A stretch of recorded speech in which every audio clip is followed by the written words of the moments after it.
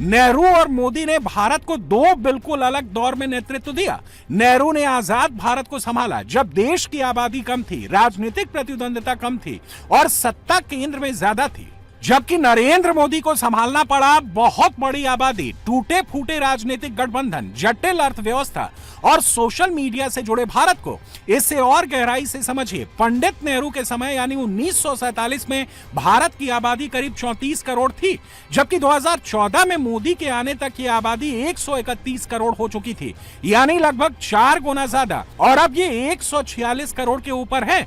1951-52 के पहले चुनाव में सिर्फ 53 पार्टियां चुनाव लड़ी थी। 2014 में 464 पार्टियों ने चुनाव लड़ा। 2024 के चुनाव में 744 पार्टियों ने चुनाव लड़ा, यानी नेहरू युग की तुलना में चुनाव लड़ने वाली पार्टियों में 14 गुना बढ़ोतरी हुई। 1952 में कांग्रेस ने 489 सीटों में से 364 सीटें जीती थीं।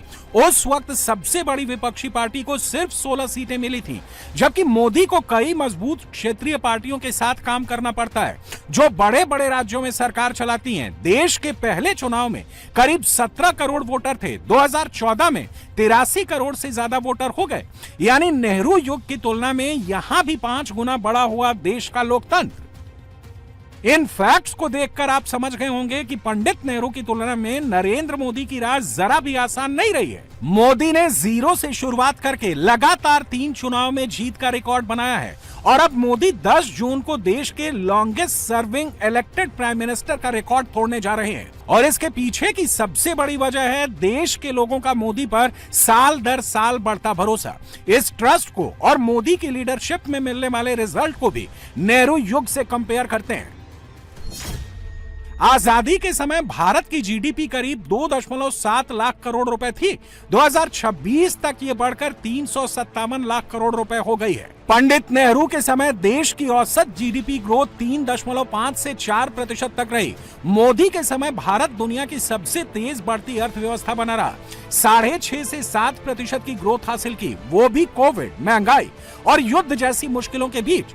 पंडित नेहरू के समय private news channel, social media जैसा कुछ नहीं था, जबकि नरेंद्र मोदी 24 घंटा मीडिया और सोशल मीडिया की पैनी नजर में रखकर काम करते हैं। पंडित नेहरू ने अपने कार्यकाल में 5 आईआईटीज और 1 एम्स बनाया। मोदी के कार्यकाल में आईआईटीज 16 से बढ़कर 23 हो गए, आईआईएम 13 से बढ़कर 21 हो गए और एम्स 7 से बढ़कर 23 हो गए। पंडित नेहरू के 10 साल में देश में नेशनल हाईवे सिर्फ 4000 किलोमीटर बने, जबकि मोदी के 10 साल में नेशनल हाईवे 54,908 किलोमीटर बढ़े।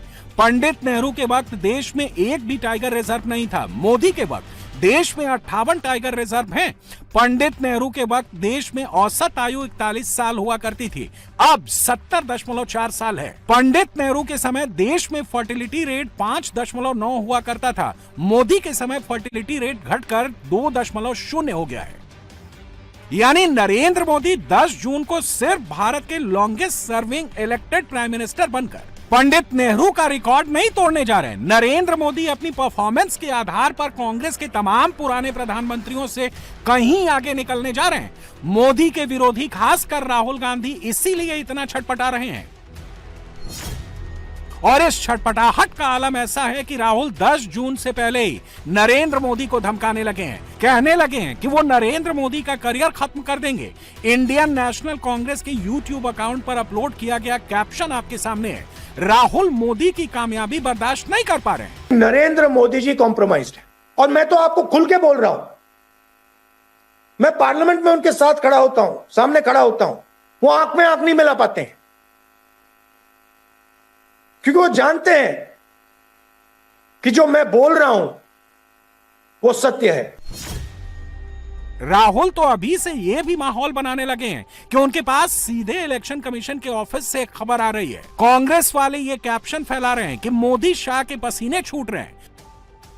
राहुल इतने पर नहीं रुके, वो तो बाकायदा भविष्यवाणी तक करने लगे हैं, कहने लगे हैं कि मोदी की सरकार 1 साल के अंदर अंदर गिर जाएगी। वोट चोर, गद्दी छोड़ का टेप बजाने वाले राहुल अब देश में रिवॉल्ट यानी विद्रोह वाली पटकथा कैमरे पर सुनाने लगे हैं। आर्थिक सुनामी आ रही है, भयंकर आर्थिक सुनामी अब आई।